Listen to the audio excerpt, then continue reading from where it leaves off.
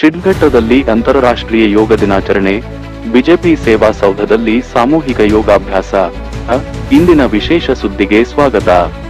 ಅಂತಾರಾಷ್ಟ್ರೀಯ ಯೋಗ ದಿನದ ಅಂಗವಾಗಿ ಚಿಕ್ಕಬಳ್ಳಾಪುರ ಜಿಲ್ಲೆಯ ಶಿಡ್ಲಘಟ್ಟ ನಗರದ ಬಿಜೆಪಿ ಸೇವಾ ಸೌಧದಲ್ಲಿ ಭಾನುವಾರ ಯೋಗ ದಿನವನ್ನು ಅತ್ಯಂತ ಅರ್ಥಪೂರ್ಣವಾಗಿ ಆಚರಿಸಲಾಯಿತು.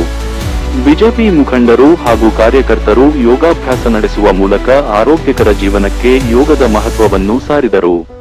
ಈ ಕುರಿತು ಒಂದು ವರದಿ.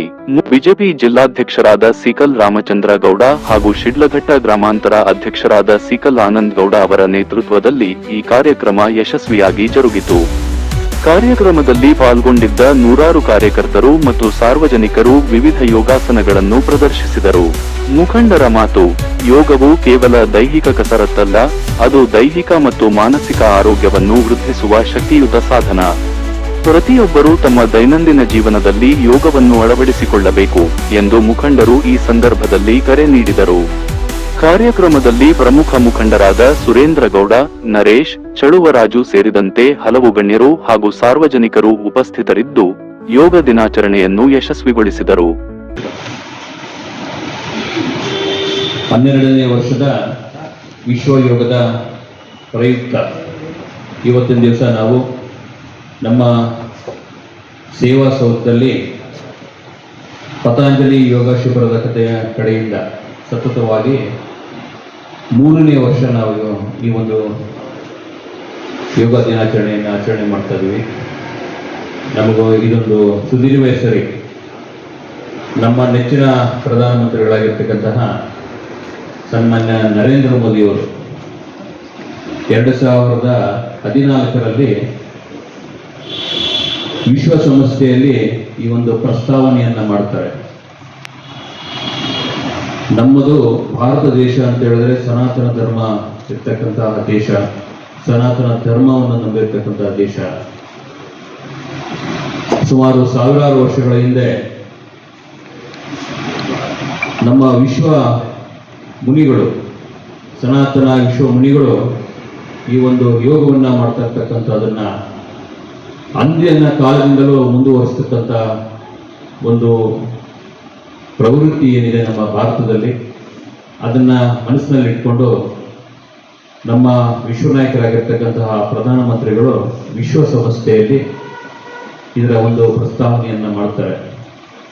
ಎಲ್ಲ ರಾಷ್ಟ್ರಗಳು ಇದಕ್ಕೆ ಹೋಗ್ಬಿಟ್ಟು ಖಂಡಿತವಾಗೂ ಇದನ್ನ ನಾವು ಒಂದು ವಿಶ್ವ ದಿನವಾಗಿ ಆಚರಣೆ ಮಾಡೋಣ. ಎಲ್ಲರೂ ಸಹ ಇದನ್ನ ಜೂನ್ 21ರ ದಿನ ನಾವೊಂದು ಈ ಯೋಗವನ್ನು ಮಾಡ್ತಕ್ಕಂಥದನ್ನ ಮಾಡಲೇಬೇಕಾಗ್ತದೆ ಅಂತೇಳಿ ಕೇವಲ ಜೂನ್ 21ಕ್ಕೆ ಸೀಮಿತವಾಗದೆ ಪ್ರತಿದಿನನೂ ಬೆಳಗ್ಗೆ ಹೊಟ್ಟೆಗೆ ಏನು ತಗೊಳ್ಳದೆ ಖಾಲಿ ಹೊಟ್ಟೆಯಲ್ಲಿ ಕನಿಷ್ಠ ಪಕ್ಷ ಒಂದು 45ರಿಂದ 1 ತಾಸುಗಳವರೆಗೂ ನಾವು ಯೋಗವನ್ನು ಮಾಡಿದಾಗ ನಮ್ಮ ಮನಸ್ಸು ದೇಹವನ್ನು ನಿಯಂತ್ರಿಸ್ತಕ್ಕಂಥ ಕೆಲಸ ಆಗುತ್ತೆ. ನಮ್ಮ ಜೀವನದಲ್ಲಿ ಸುಮಾರು ಒತ್ತಡಗಳ ಮಧ್ಯೆ ನಾವು ಕೆಲಸ ಮಾಡ್ತಾ ಇರ್ತೀವಿ. ಪ್ರತಿದಿನ ಈ ಒಂದು ಯೋಗವನ್ನು ಮಾಡೋದ್ರ ಮುಖಾಂತರ ನಮ್ಮ ವಯಸ್ಸನ್ನು ಆರೋಗ್ಯಕರವಾಗಿ ಕಳೀತಕ್ಕಂಥ ಒಂದು ಸಮಯವಾಗಿರ್ತದೆ. ಈ ಯೋಗ ಮಾಡೋದ್ರಿಂದ ಎಷ್ಟೆಲ್ಲ ಅನುಕೂಲಗಳಾಗಿದೆ ಅಂತೇಳಿ ಈಗಾಗಲೇ ನಮ್ಮ ಗುರುಗಳು ತಿಳಿಸ್ಕೊಟ್ಟಿರ್ತಾರೆ. ಈ ಯೋಗವನ್ನು ನಾವು ಪ್ರತಿ ವರ್ಷದಂತೆ ಪ್ರತಿ ದಿನವೂ ಸಹ ನಾವು ಈ ಶಿಡ್ಲಘಟ್ಟದಲ್ಲಿ ಮಾಡೋಣ. ಈಗಾಗಲೇ ನಾವು ಪತಂಜಲಿ ಯೋಗ ಶಿಬಿರದವರಿಗೆ ಮನವಿಯನ್ನು ಮಾಡಿಕೊಂಡ್ವಿ.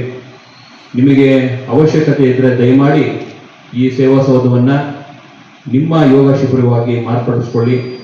ಅದಕ್ಕೆ ಬೇಕಾದಂತಹ ಅನುಕೂಲಗಳನ್ನು ನಾವು ಸಿಕಲ್ ರಾಮಚಂದ್ರ ಗೌಡರಲ್ಲಿ ಮನವಿ ಮಾಡಿಕೊಂಡು ಖಂಡಿತವಾಗಿ ಏನೆಲ್ಲ ಅವಶ್ಯಕತೆ ಇದೆ ಅದನ್ನು ಇಲ್ಲಿ ಮಾಡ್ತಕ್ಕಂಥ ಕೆಲಸವನ್ನು ಮಾಡ್ತೀವಿ ಅಂತ ಹೇಳಿದ್ವಿ. ನಾವು ಈ ಮುಖಾಂತರ ಮನವಿಯನ್ನು ಮಾಡ್ಕೊಳ್ತೀವಿ. ಪ್ರತಿಯೊಬ್ಬರು ಯೋಗವನ್ನು ಮಾಡೋಣ, ನಮ್ಮ ಆರೋಗ್ಯವನ್ನು ಹೆಚ್ಚಿಕೊಳ್ಳೋಣ, ನಾವು ಸಹ ಆರೋಗ್ಯವಾಗಿರೋಣ, ಇತರರನ್ನು ಆರೋಗ್ಯವಾಗಿರಲಿಕ್ಕೆ ಈ ಸಲಹೆಗಳನ್ನು ಕೊಡೋಣ ಅಂತ ಹೇಳ್ತಾ ನನ್ನ ಮಾತನ್ನು ಮುಗಿಸ್ತೀನಿ. ಜೈ ಹಿಂದ್, ಜೈ ಕರ್ನಾಟಕ. ಈಗೆಲ್ಲ ಯೋಗ ಶಿಬಿರದಲ್ಲಿ ಯಾರೆಲ್ಲ ಪಾಲ್ಗೊಂಡಿದ್ದಾರೆ ದಯಮಾಡಿ ಎಲ್ಲರೂ ಉಪಹಾರದ ಒಂದು ವ್ಯವಸ್ಥೆ ಇರ್ತದೆ. ದಯಮಾಡಿ ಎಲ್ಲರೂ ಉಪಹಾರವನ್ನು ಸ್ವೀಕರಿಸಿ ಹೋಗಬೇಕಾಗ್ತದೆ. ಅದಕ್ಕೂ ಮುಂಚೆ ಎಲ್ಲರೂ ಎಲ್ಲರೂ ಎಲ್ಲ ಯಾರು ಭಾಗವಹಿಸಿದ್ರಿ ಎಲ್ಲರೂ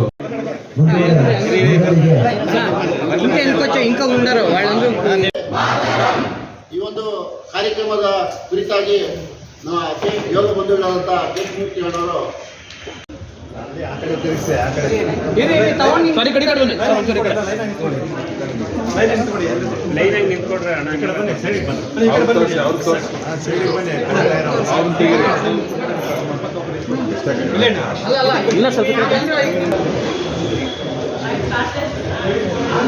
ಯಾರಿಗೆ ಬುಕ್ಕು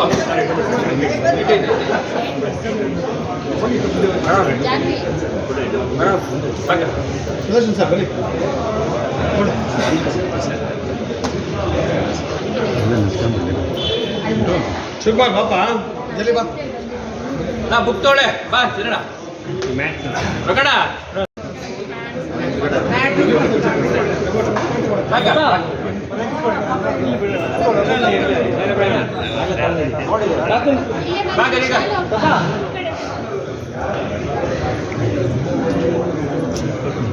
ಅಲ್ಲಿ ಬರೋಣ ಬನ್ನಿ ಸರ್ ಸೆಂಟರ್ ಬಂದ್ಬಿಡೆ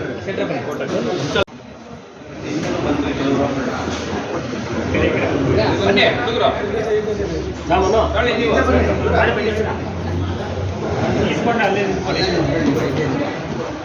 ಅಲ್ಲೇ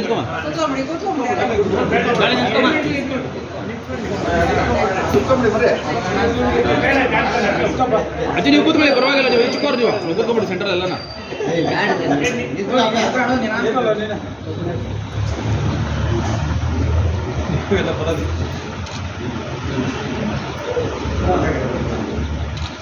भारत माता की जय, भारत माता की जय, जय श्री राम।